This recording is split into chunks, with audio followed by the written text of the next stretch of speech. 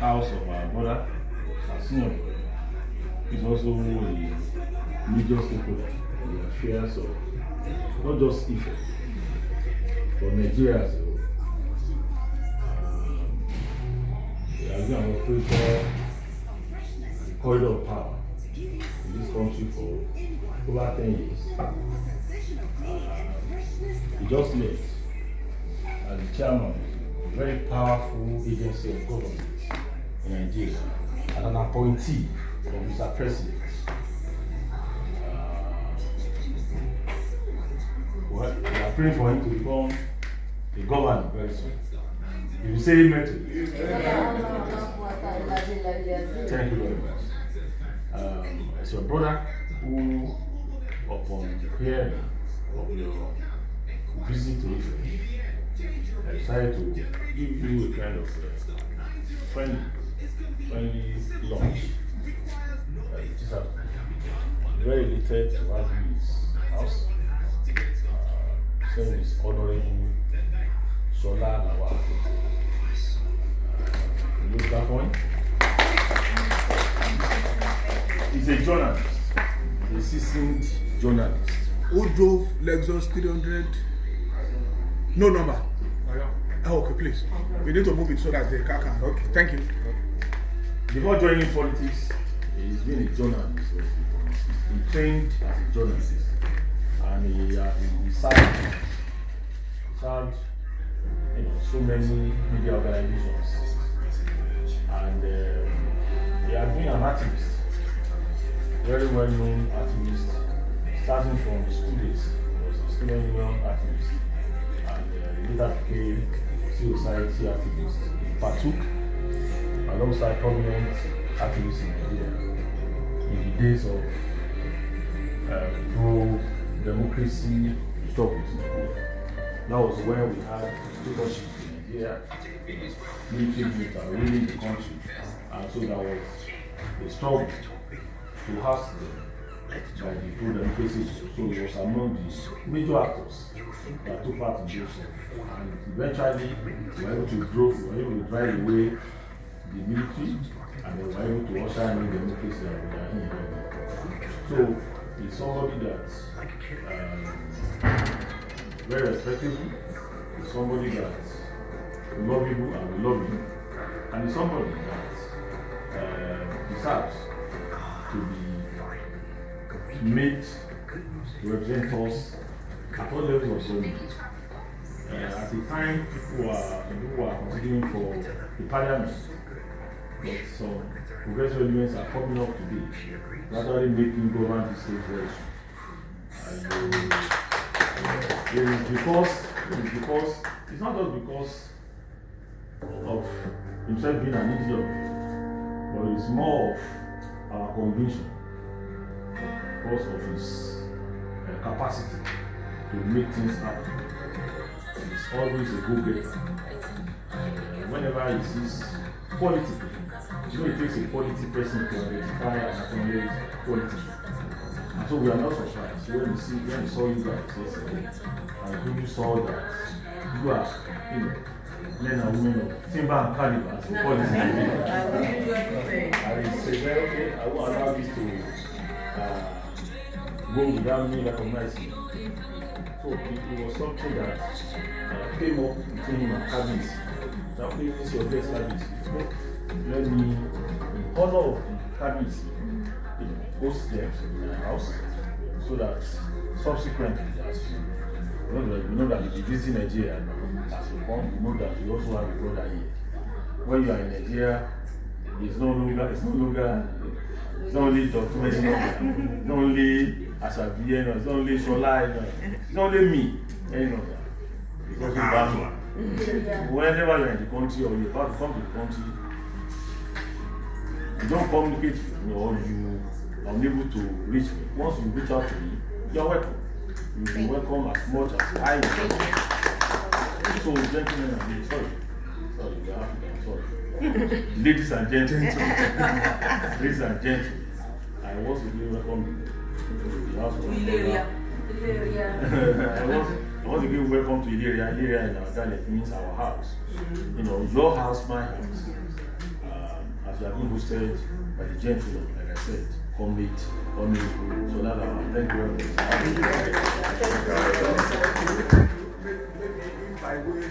Maybe by way of just having something. I said everything.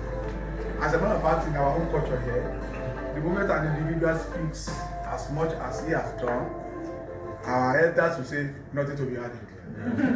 But I will quickly put in something. This, like he said, came out of the chance meeting we had at the palace yesterday.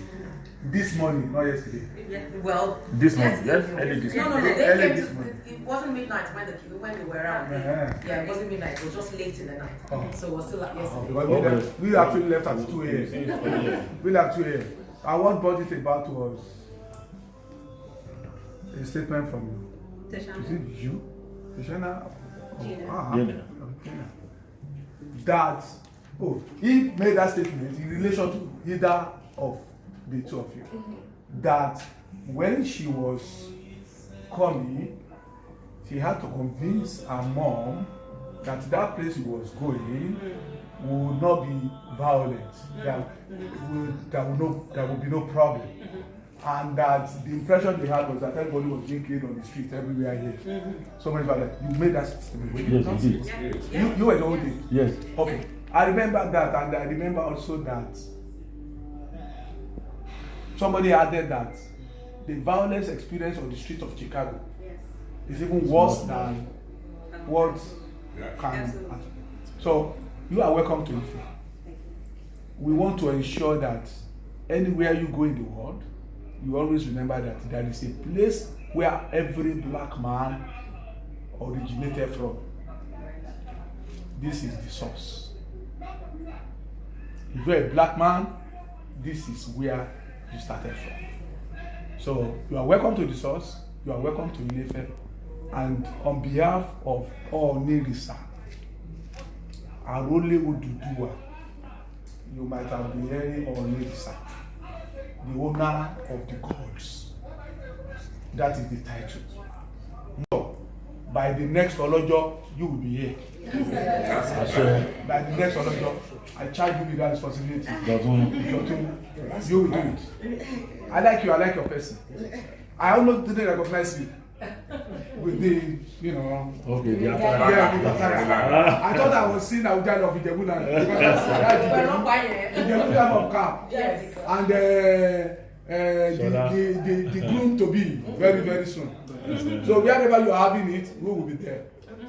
Trust me. Thank you very much. We should celebrate you. So make this happen. Thank you.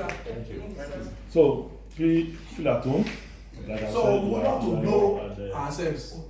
Start from okay, I think I will want Dotun to actually coordinate the introduction. But let me start with my introduce myself anyway. I'm Moses Olafari. They call me comrade anyway. Why they call me comrade, only God knows. But they call me comrade. And of course, that's my official signature. Whenever I'm signing for KBC, in my capacity, my official capacity, comrade Moses Olafari, Director, Media and Public Affairs, on his palace. Clap for me. So, the rest I call on Dotun to introduce. My name is Amb.Dotun Taylor. I'm a historian. That is how I ended up here. Being a historian. You must tell us something about that. Being a historian is how I ended up with all of this. Okay. I love history. I love the culture, and so I make films, not because I'm a filmmaker. It is because I want to tell a story, and film is a good medium, so I choose it. So when I can't have a camera, I go to radio. I speak, I do radio presentation, and the only thing I will talk is history, not anything contemporary. So maybe a couple of people have been listening, and I'm so glad that Baba me to somehow knew the person I was. I was saying this in front of my father here today. This is my father, Moses Olafari. Oh, The first day I would meet Baba, he met me somewhere. We was there. You see, a couple of people here that you don't know you now.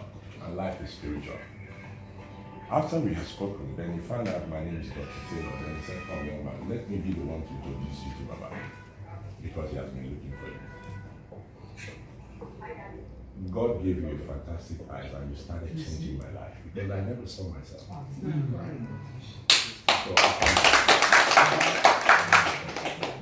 So to cut the long story short, then Baba thinks that I should be an ambassador of culture to Yoruba. We started in Lagos, and somehow I have to live in the United States. So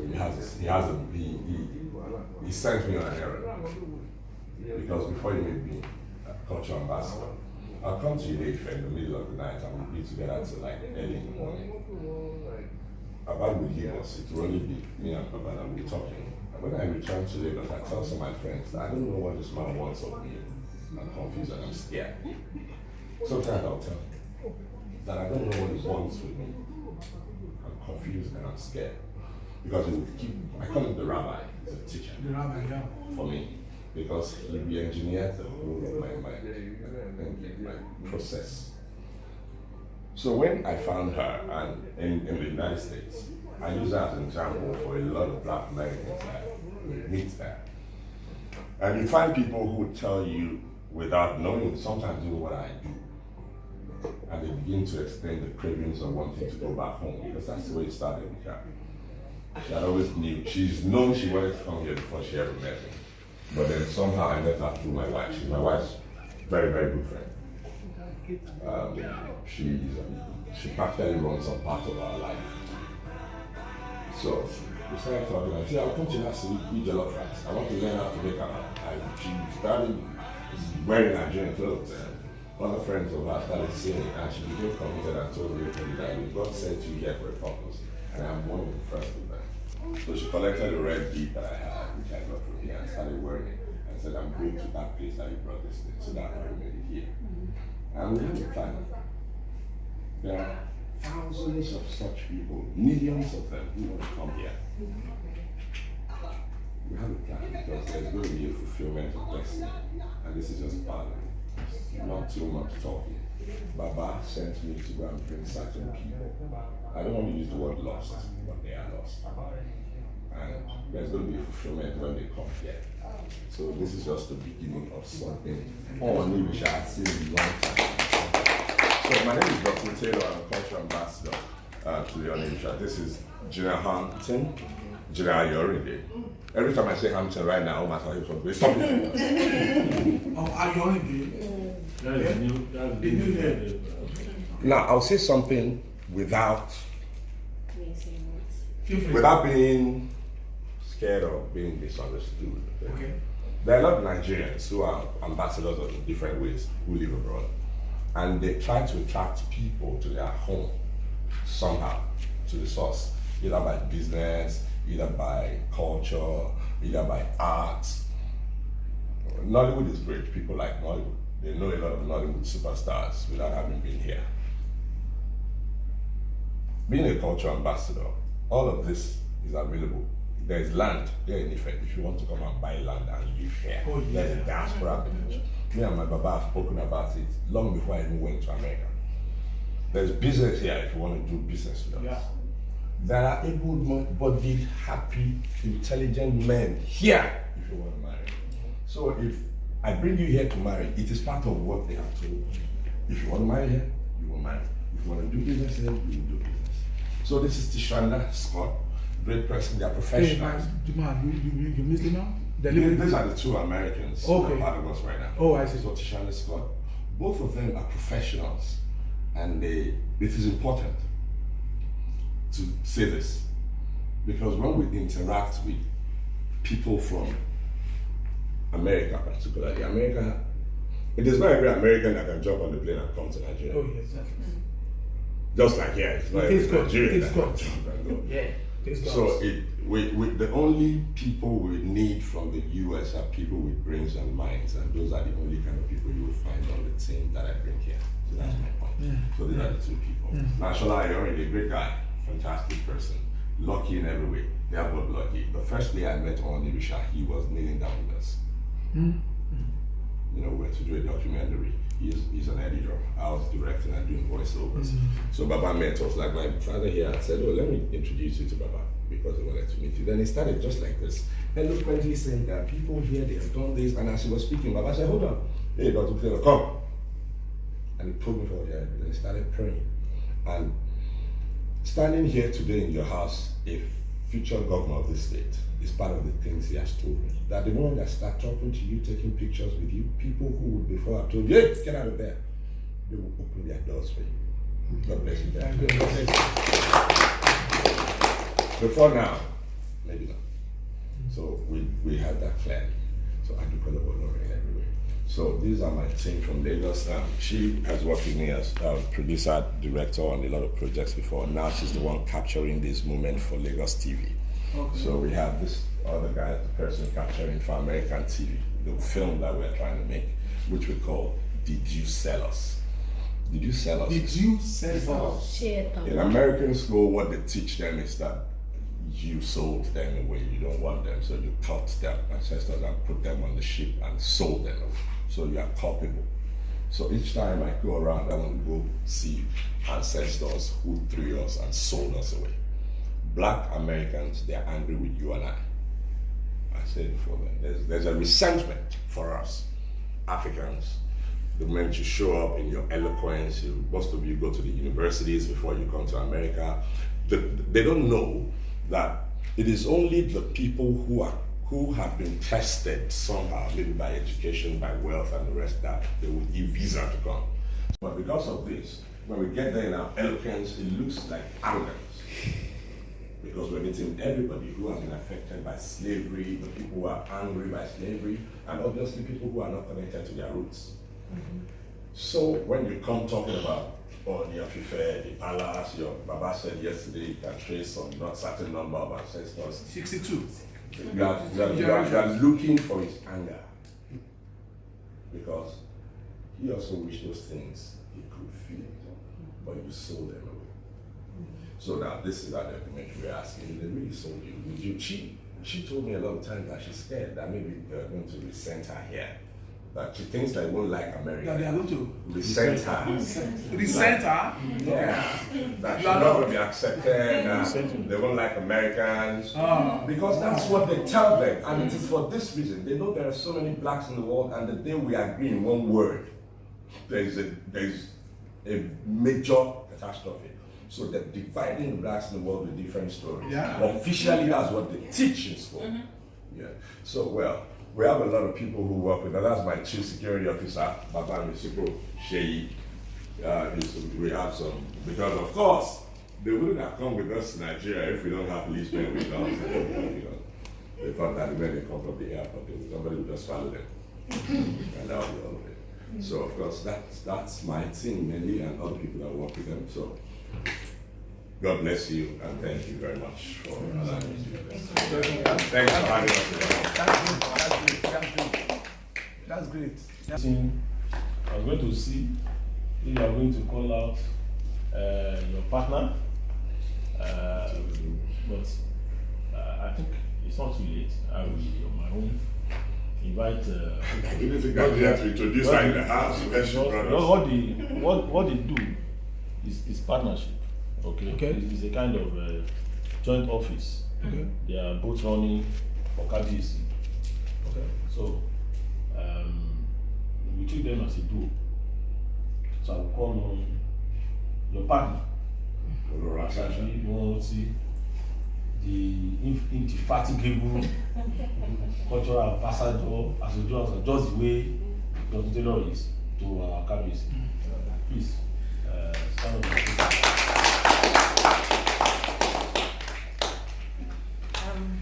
Good afternoon, everyone. It's really nice to have you here. I don't think there's much to be said. You're all very welcome. It's awesome to have you here. It's been a long time coming. We've been talking about this visit for a few months now, and then you and I have spoken since last year and all of those things. You're here. We can change the narrative. We can rewrite the negative stories out there. You know, and I believe this is a step in the right direction. Yeah, you're very welcome to Ile-Ife. You're welcome to Uncle Shola's house. You have me as a friend.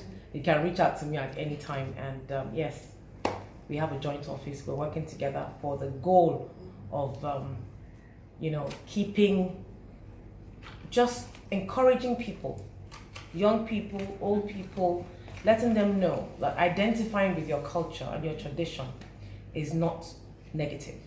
Because what religion has done is to brainwash each and every one of us into thinking that if you identify with culture, it means you're into voodoo. It means you're doing something bad. Religion has made us think that when you come to a palace such as the Ile-Ife's palace, you are going there to perform some blood rites, things like that. It's time for us to tell this story the way it should be told, positively. Absolutely. You're welcome. Thank you.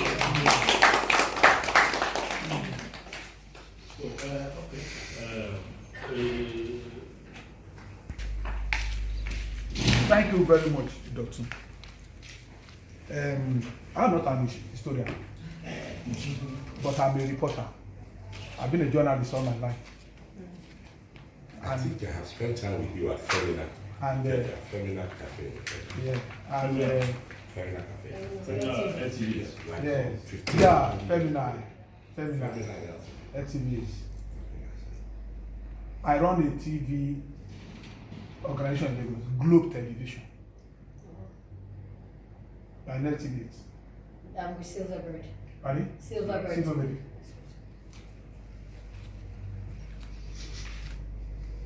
The organization does only documentaries, news documentaries, and documentary like reporting is history written in a hurry.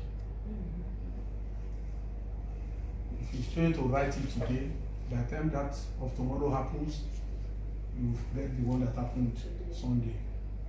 You'll be dealing with the one on Monday. So reporting means history of the group. So many misconceptions. The whole of the black race, I dare say, is a victim of cultural conspiracy. Deliberate one. Yes, I tell you, sisters, there was slavery in Africa, but there was no slave trade until the Roman slave. And the slavery we had there was about the nobilities acquiring the less privileged to work for them in their household and on their farms. That was the extent of subjugation that was in place before Europe came. Before Mungo Park said he discovered River Niger. I said nobody had been living there. Thank you, Dotun, and people like you who dare come out now to write our story from our perspective, not from the eye of the stranger. Here, like everywhere in Africa, there is conflict of information. Conflict in the sense that Europe came, put our stories together, they call it our story, it is their own version of our story, not our story. They put it together in book form, in record form, put it somewhere, accessible to the public. Then we, with time, started writing our own story too. So there is now conflict between the indigenous writer of the story of the people and strangers writing about the same people. So it now allows an individual who intends to be mischievous to begin to quote stories as written, depending on what he wants to project. I'll give you an example. Somebody will write and tell you, somebody has written, Johnson said, it is not true that Oduduwa descended. Johnson is a white man. He was a white man. The people who experienced the story here said this is it, who saw it, and who passed it through oral narration from generation to generation. It is easy. It is easy. Oral storytelling, oral trajectory of tale is more authentic most times than the written one. The only one is subjected to all sorts of politics, idea, mood, anything can influence you. I mean, for instance, the person who gave Nigeria the name it has now was a prostitute. The girlfriend of Lugard, Nora Shaw. She wasn't married to Lugard.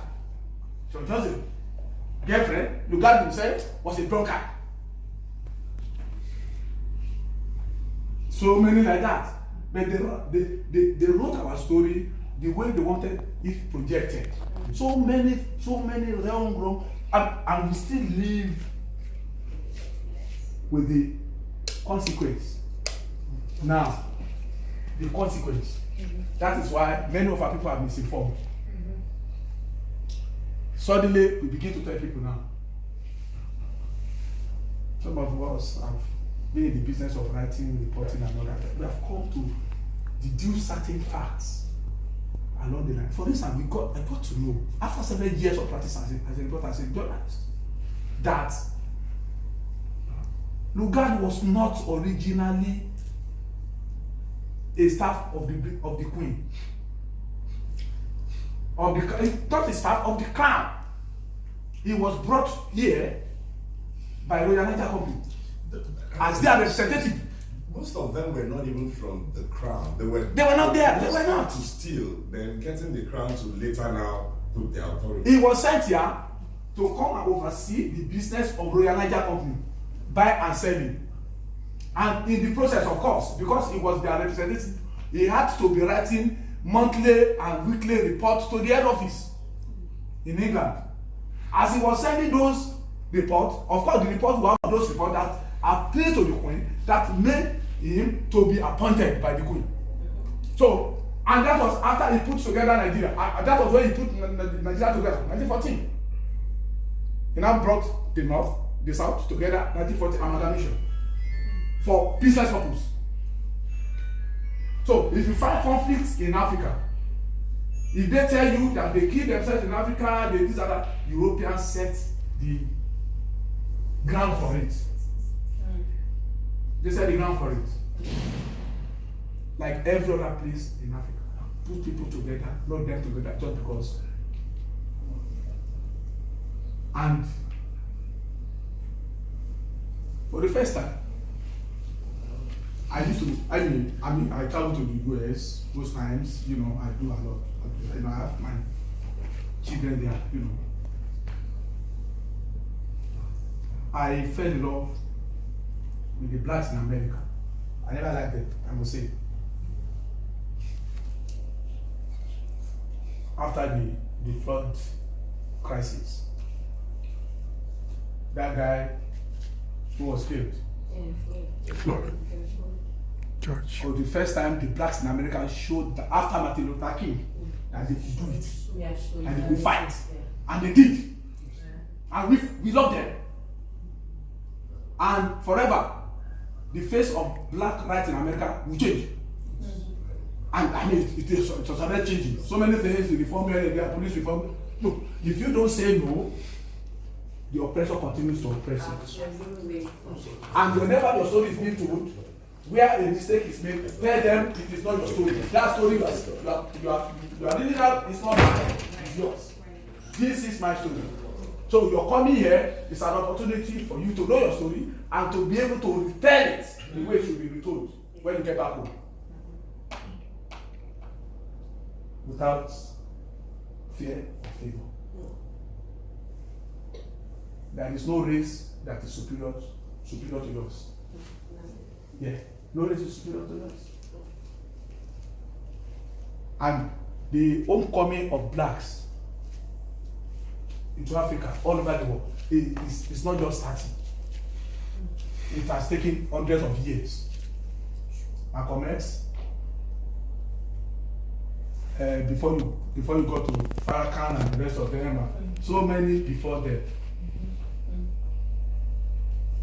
they must have seen something, and they must have come to realize that Africa is still the place to be. So you are welcome. I would love to listen to you and talk to you. What has your experience been since we got into town? My experience? well, right now, I mean, my experience is a little different because we were all coming together, and when I arrived to the airport, my COVID test was 2 hours expired past the 72 hours, so I was denied boarding. So I ended up coming in 3 days later. My experience coming into the airport is just one, you know, everybody that was in the jetway in London Heathrow looked like me, right? All the commercials, everybody looked like me. Like that was amazing to me that everybody on TV, they look like me. I did not see one white face on that plane. And so going through the airport, everybody looked like me. Yeah. And so that was amazing to me. It was humbling, beautiful, and scary all at the same time. So that was my experience. The people? So, I mean, pretty much they all act like me. It's just like, you know, they all have these really strong personalities. And it's kind of what I expected. But very friendly, very nice, very welcoming. What about the food? Oh, the food is amazing. It's very fresh. What have you tried? Well, I haven't had a chance to try live, but we did have we had steamed catfish when we first came in, and that was good, like vegetables and barbecue catfish. On top. Was it barbecue? Yeah, barbecue catfish. And it's different for me because it came in a box, came wrapped in foil. You know, it's not something that we would typically get in the U.S. So it was different, but it was good. And it's just, super spicy. But I couldn't stop eating it, and even though my mouth was like completely numb, I was still eating it. So it was really, really good. Okay, good. Well, I've been familiar with the culture now for about 8 years, like really heavy into it. I started working for a Caribbean DJ 8 years ago, and I'm originally from Chicago, but I moved to Texas 12 years ago. So after the 8 years, I started working for him, and he introduced me to the Caribbean culture and the African culture, and I fell in love. Totally fell in love. Because when I was living in Chicago, I grew up in a white neighborhood. I grew up, it was very segregated. I was the only black child for about 14 years. I was culturally absent, basically. So when I found out, or when we moved to Chicago, once again, I was culturally absent. I was culturally absent from black people when I lived around the white people. And then when I moved to the black neighborhood, I was culturally absent to my brothers and sisters, even my own family. I was absent. I just could not relate, could not do anything. Even though my mother at home taught me black history as much as she could. Remember, this is like 1975, 1980. Yeah. So she taught me as much as she could because she learned what she could from home because it wasn't taught in school. So when I moved to Texas and became, was introduced to the African culture, I mean all cultures, Kenyans, people from Nigeria, people from everywhere, Cameroon, everywhere. I know, I put on Davido's first concert when he came to Texas. I brought Davido from Nigeria. So, I fell in love with it, but I felt when I came through this airport, when I smelled the air, when I got off of the airplane and I smelled the air, I felt like I was at home. And I had always been looking for a cultural balance for years because I didn't have any. I didn't know. I could only go by what my mother told me, what she knew and what her mother knew. Mm-hmm. We didn't know. We knew that course, we were Black, we were African. We just don't know anything else, you know. So we can't. Once I started being around Nigerians and other cultures, I just migrated right into them. I mean, everything about Africans, I love it. Everything from the family values to the food to the raising the children, the household stance. The man is the leader, the wife is the manager. You know, I mean, every single thing, I believe in that. Everything. And that's how I became so close. I met Dotun. I worked for a radio station. I own my own radio station, me and Tashana together. And we bring stories to people every week. And I knew Dotun's wife, and she said, Dotun wants to be on your show. And I'm like, what does he want to talk about? So when he came, I thought that was a big deal. So, and it was definitely a culture education for me, because I have not had that experience. So I haven't had a whole lot of experience with Nigerian culture or any other culture. So kind of where Gina was like saying she was culturally absent, you know, I'm now coming into this like, you know, in my family reunion, we have family in 23 states. And we can track our ancestors. My great-grandfather had 23 siblings. We can only track 3.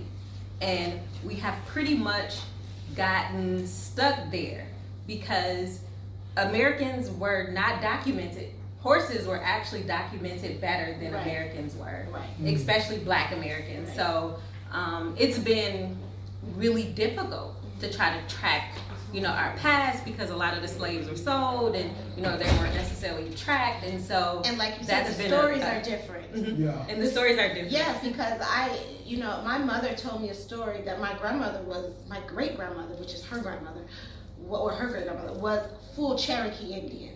And I could see it. I can see it in my mother. I can see it in her mother, right? But then I talked to her recently, and she told me, no, it wasn't Cherokee, it was Chippewa. And I'm like, that's 2 different things, you know. We've been growing up saying Cherokee the whole time. And I do know that my great-great-great-grandfather was African. He was Nigerian, but we don't know which tribe. So, you know, it's, but I'm sure it's Yoruba. I'm sure it's Yoruba. But yeah, it's, I feel the people are very, very welcoming. We've had a great experience being here. It's absolutely different. It is different. However, it's not so different. You know, and it feels good to see Black faces. It feels really good to be welcomed and to not be uncomfortable in a space. The only reason I may be uncomfortable here is because I don't know anybody, but I'm not uncomfortable because I'm Black. Right. You know what I mean? I'm uncomfortable because I'm new, but I'm not uncomfortable because I'm Black. And that is a difference here than being in the United States, because in the United States, you're going to be uncomfortable because you are Black. Right. I don't care if there are 10 Black people in a room and 3 white people or 3 Hispanics. You're going to be uncomfortable because you are Black. Period. Yeah. So, and it's a big difference here. And I think that's kind of what we experience too, even in the world of work. We're always the first of, you know, working in the field that I've been working in.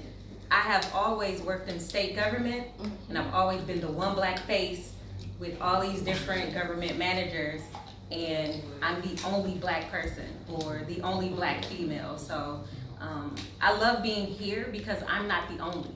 Right. So that's good.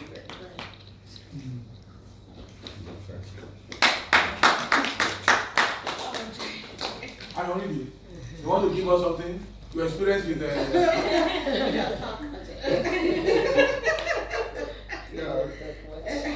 She's a good woman. Anybody could ever pray to her. I love her so much. That's what I can say. I met Shola 2 years ago. He was originally on our team because we had started talking about doing this documentary 2 years ago. And me and Ambassador Taylor and Ambassador Ashanti, we've been talking about this. Ashanti, I'm sorry, been talking about this for a long time. And Shola was on our team, and we became really good friends. He was shy, Still shy. Still shy, but Okay, you were shy. he was always shy. He's always shy, but we fell in love, and here we are. I was supposed to come last year. COVID cut us down. COVID cut it off. Yes. In March, I was getting a ticket to come last year in March, and COVID cut us. The week before I was supposed to come. Yeah. So the borders were closed, and we had to wait a year. Thank God he is persistent, because I was like, it's over. It's been a year. He's like, no. We're going to see sooner than you think. Yeah, I was like, this is taking too long. COVID is killing us. Yeah, so, but it's sustained. So March you came, after the COVID? I came now. This is my first time coming. Oh yeah? Yes, this is my So first time. when did he propose? Well, he proposed already. When did he We propose? do everything Zoom. We do everything Zoom now. Everything is Zoom, but Thanks yeah. for the technology. Yes, but we're good. We're good. That he has said you are the most fantastic woman he has ever seen. Well, I appreciate How that. do you feel about that? I love it. I mean, he's the most fantastic man. You sure he was not being Absolutely not. under No, absolutely not. estimating He's good. He's good. Yeah, it's actually very fantastic. Thank you. Sister, we were together for even though short time. Yes. I think for like 1 hour. About 3 hours. About 3 hours. Right. But I can tell you, Right there. that short period, you can see Tina and I have been friends for a very long time. Even subsequently, we related as if we have been friends for a very long time. Very friendly, a lady, very fantastic. So when the husband, to be, or should I say intended husband, They're getting married July 1st. yeah, yeah. on So, July 1st. Where? Lagos. Lagos. so when he said, what And when they he called said, her. So when he said what he said about you, wasn't surprising, because an ordinary person like me who had met you as a friend who would have said that to you. Very fantastic. And I want to tell you, Shabi has also very much spoken well of you. Yes. I know he knows. It's like she loves her to death. I think she met you only Two times. Okay, she met you when she When I came was to America. there. But if you see the way she speaks of you, you think you have been a sister for 10 years. Thank you. So you keep it up. Before you came to Nigeria, you had been in Nigeria. Even before you met Dr. Taylor, I must say that you must have been in Nigeria. You must have been an Jenna is the only woman my wife can allow me to travel. Why? That is shocking. She's the only woman my wife can allow me to travel with me. He says why? So I'm happy that The trust her. Don't you know why? Keep an eye on me. You know why I asked why? Yes. You must tell me why. Okay. My wife trusts her to keep an eye on me because I could be. She thinks every man. Are you sure it is not the other way around? That I keep an eye on her. No, that she doesn't trust you with anybody else. But Gina. Now, she may not trust me with any other person else but Gina. Yeah, we're still saying the same thing. And Gina is the only person she can trust me with to travel. So, Kaloshi. Thank you guys. Thank you so much. So I believe, yeah, when you go back, you connect with people like you, likewise, who will also be interested in coming to Africa, so that we do it together. I know that we're already doing it together. I've already been sending emails. God will strengthen you to do that. And if it's your home, you can get land here free. You can get to build your house here. You can make this your base. Americans are already doing that in Ghana anyway. Yes. Yeah, so if we make, we are ready to make necessary provisions for that. Yeah, but we are already making it happen, so that you guys will come have what shows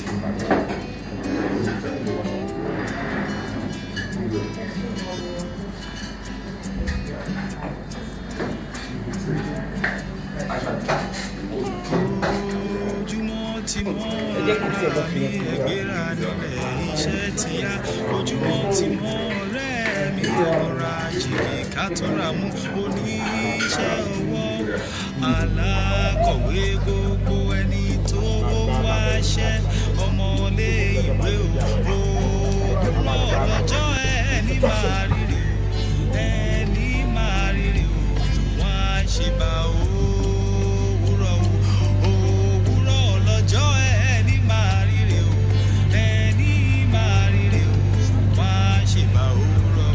Let's go my beautiful sister.